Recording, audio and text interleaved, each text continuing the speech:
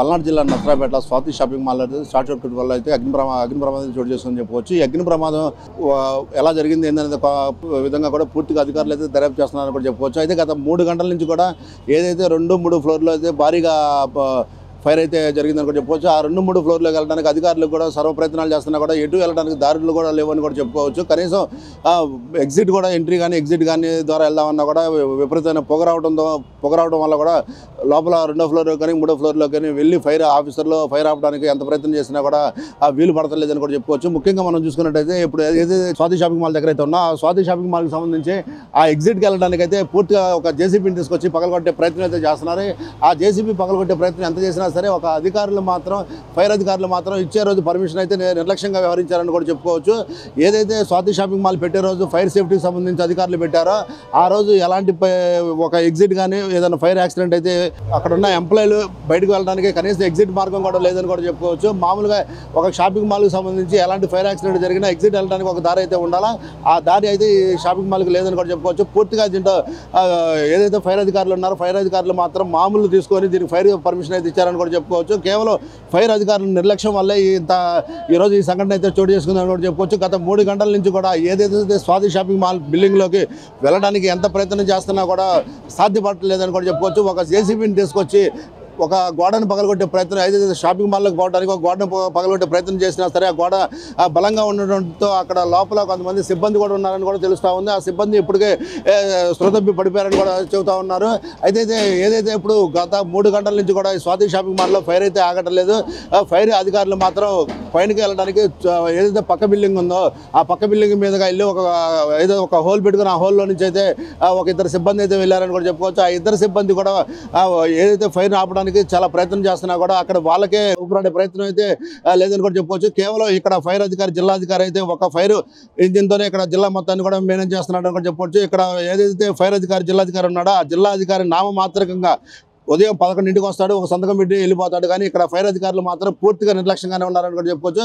అసలు ఫైర్ అధికారులు ఎంత నిర్లక్ష్యంగా ఉన్నారు ఏంటనేది మనతో మాట్లాడడానికి ఇక్కడ కొంతమంది అయితే పబ్లిక్ అయితే ఉన్నారు. పబ్లిక్ అడిగి తెలుసున్నా అన్న చెప్పండి, మామూలుగా ఏదైతే ఇలా స్వాతి షాపింగ్ వల్ల ఫైర్ యాక్సిడెంట్ జరిగింది, ఫైర్ యాక్సిడెంట్ అసలు ఎవరి నిర్లక్ష్యం వల్ల షార్ట్ సర్క్యూట్ అంటున్నారు. షార్ట్ సర్క్యూట్ జరిగినా సరే కనీసం ఎంప్లాయీలు బయటకు రావడానికి కూడా వీలు పడలేదు. అసలు ఎవరి లోపం? పల్నాడు జిల్లా కేంద్రమైనటువంటి నర్సరావుపేటలో జరిగినటువంటి స్వాతి షాపింగ్ మాల్లో ఈరోజు జరిగినటువంటి అగ్ని ప్రమాదం గురించి మనకి కొన్ని నిజాలు ఈరోజు తేటతెల్లం అవుతూ ఉన్నాయి. అంటే అధికారులు ఏ విధంగా పనిచేస్తూ ఉన్నారనేది మనం అధికారుల పనితీరుకి ఇక్కడ మనం ఖచ్చితంగా ఇక్కడ వాళ్ళ పనితీరు కనిపిస్తూ ఉంది. సుమారుగా ఈ స్వాతి షాపింగ్ మాల్లో ఒక 40 నుంచి 50 మంది దాకా పనిచేస్తూ ఉంటారు. మరి ఇటువంటి పనిచేసేటప్పుడు మరి సేఫ్టీ అధికారులు, ఫైర్ సేఫ్టీ అధికారులు దీని ఓపెనింగ్ జరిగిన దగ్గర నుంచి ఇప్పుడు దాకా మరి ఇంతమందికి ఎందుకని చెకింగ్ చేయలేదు? మరి ఫైర్ సేఫ్టీకి సంబంధించి వాళ్ళు ఏదైనా పెనాల్టీ ఎందుకు విధించలేదు? అంటే ఈరోజు ఉదయం అంటే సుమారుగా ఇప్పుడు 3 గంటల నుంచి పోలీస్ అధికారులు కష్టపడి ఏదో ఒక విధంగా మరి ప్రాణ నష్టం జరగకుండా చూసారే కానీ ఆస్తి నష్టం జరిగింది. అయితే ఇక్కడ ఇంకో విషయం చెప్పాల్సిన అవసరం ఉంది. అధికారులు పూర్తిగా మరి ఏదైతే అవినీతితో నిద్రపోతా ఉన్నారనేది ఇక్కడ తెలుస్తూ ఉంది అందరికి, ప్రజలందరికీ కూడా. అంటే ఇక్కడ 4-5 ఫ్లోర్లతో ఒక షాపింగ్ కాంప్లెక్స్ ఏర్పాటు చేసిన తర్వాత ఎటువంటి ఫైర్ సేఫ్టీ లేకుండా, అదేవిధంగా అధికారులు ఇక్కడ ఏదైనా జరిగితే ఏంటనేది కూడా ఏది ఆలోచించకుండా ఈ విధంగా మరి నిద్రమత్తులో ఉంటే ఈ విధమైనటువంటి నష్టాలు జరుగుతూనే ఉంటాయని చెప్పేసి తెలియజేస్తా ఉన్నాం. మేము గతం నుంచి కూడా చెప్తా ఉన్నాం.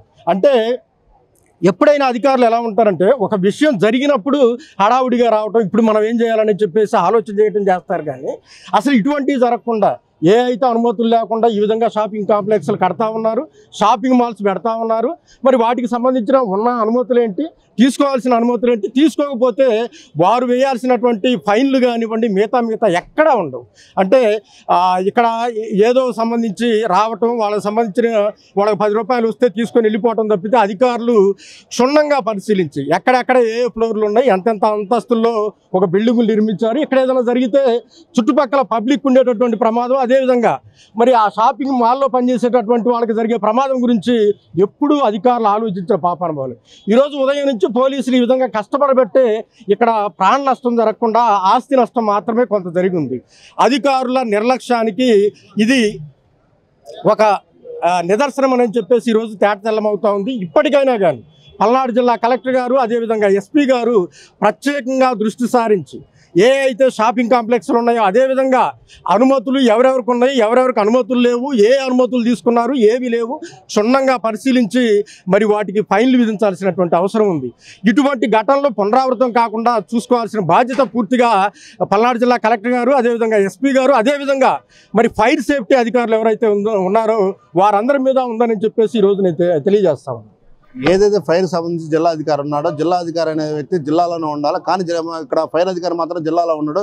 ఎందుకని అసలు గతంలో కూడా పలుసార్లు పలు షాపింగ్ మాల్లో కానీ పలు ఆయిల్ మిల్లుల్లో కానీ ఫైర్ యాక్సిడెంట్లు అవుతానే ఉన్నాయి. నామకే వాసుకి వెళ్తున్నారు, ఒక ఫైర్ కాసేపు ఆపుతున్నారు, ఆపిన తర్వాత ఎలాంటి నష్టం వాటిల్ లేదు అని తర్వాత కేసులు రాస్తామంటున్నారు. కానీ ఇప్పుడు దాకా పల్నాడు జిల్లా వ్యాప్తంగా కూడా జిల్లా కేంద్రంలోనే ఇలాంటి సంఘటనలు చోటు చేసుకుని ఎలా చూస్తున్నారు అసలు? ఇది పూర్తిగా ఫైర్ సేఫ్టీ అధికారులు నిద్రమత్తు అదేవిధంగా అవినీతికి ఈరోజు మరి అర్థం పడతా ఉంది. ఇటువంటి ఘటనలు పునరావృతం కాకుండా చూసుకోవాల్సిన బాధ్యత ఉంది. గతంలో కూడా ఇటువంటి ఫైర్ యాక్సిడెంట్లు చాలా జరిగి ఉన్నాయి. అప్పుడు ఏం తీసుకోలేదు వీటి మీద యాక్షన్లు, ఇప్పుడు కూడా ఏం తీసుకోలేదు. ఏ రోజు కూడా మరి ఆ ఫైర్ సేఫ్టీ అధికారి ప్రత్యేకంగా వారు కొన్ని షాపింగ్ మాల్స్ మీద కానీ లేకపోతే కొన్ని అనధికారిక కట్టడాల గురించి కానీ వారు ఎక్కడైనా ఒక అవగాహన సదస్సు కూడా కనీసం మీరు ఇది తీసుకోకపోతే ఇలా జరుగుతుందని కానీ ఎక్కడా కూడా కనీసం అవగాహన కూడా కల్పించినటువంటి పరిస్థితులు లేవు.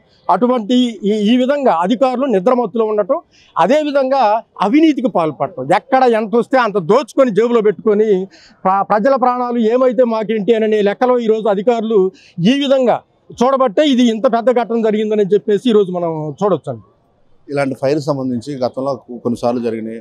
అసలు జిల్లా అధికారి ఫైర్ అధికారులు కానీ లేకపోతే ఎలాంటి ఇప్పుడు వరకు ఒక ఫైర్ బండి వస్తుంది, వాటర్ చేస్తుంది, ఆరుతుంది. కనీసం ఈ షాపింగ్ మాల్లోకి ఫైర్ సిబ్బంది వెళ్ళడానికి కూడా అవకాశం లేదు. దీన్ని ఎలా అసలు దీన్ని తక్షణం ఎలాంటి చర్యలు తీసుకుంటే ఇలాంటి ఫైర్ యాక్సిడెంట్లు ఆగుతాయి?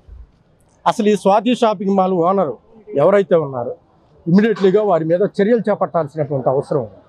ఒక 50 మంది సుమారుగా వాళ్ళ స్వాతి షాపింగ్ మాల్లో పనిచేస్తూ ఉంటే కనీసం ఏదన్నా ఇటువంటి మరి ఫైర్ యాక్సిడెంట్ ఏదైనా జరిగితే ఇక్కడ ఉన్నటువంటి ప్రజల ప్రాణాలు ఏ విధంగా కాపాడాలి, అదేవిధంగా ఇక్కడ ఈ షాపింగ్ మాల్కి ఖచ్చితంగా ఆనుకొని కొన్ని ఇళ్ళు కూడా ఉన్నాయి.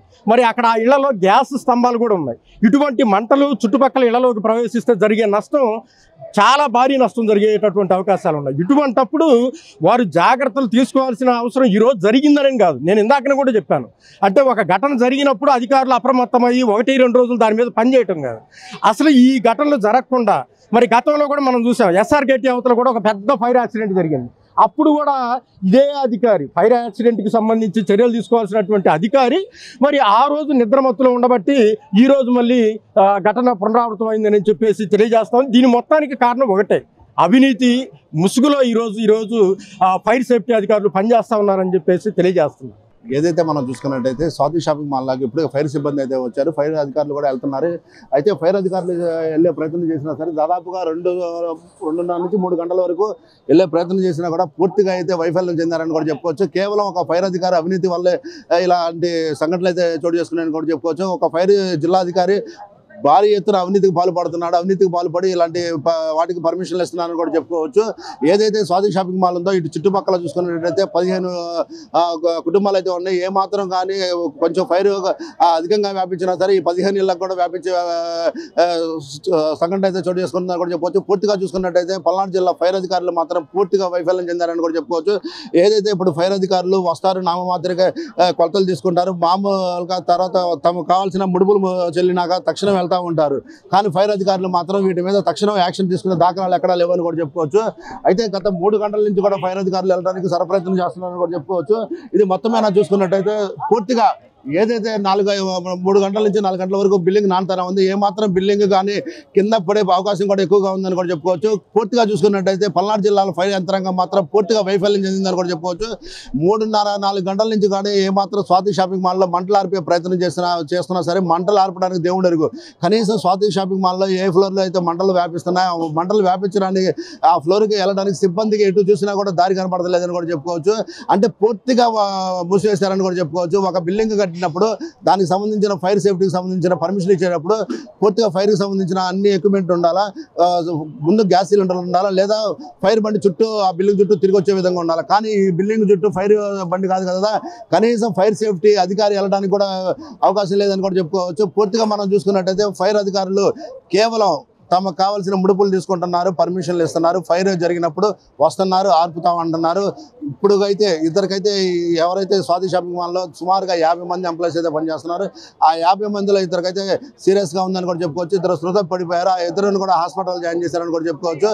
కేవలం దీని మొత్తం మీద చూసుకున్నట్టయితే ఓవరాల్గా పల్నాడు జిల్లా వ్యాప్తంగా కూడా ఇలాంటి బిల్డింగులకి మున్సిపల్ అధికారులు అయితే ముడుపులు తీసుకొని ఎక్కడైనా ఎలాంటి పర్మిషన్ అయినా ఇవ్వడానికి సిద్ధంగానే ఉన్నాము. మీరు ఎక్కడ కాలం మీద కట్టుకుంటానన్నా సరే, రోడ్డు మీద కట్టుకుంటానన్నా సరే, మా ముడుపులు మాకు ఇవ్వండి, మీకు పర్మిషన్ మీకు ఇస్తామన్నారు.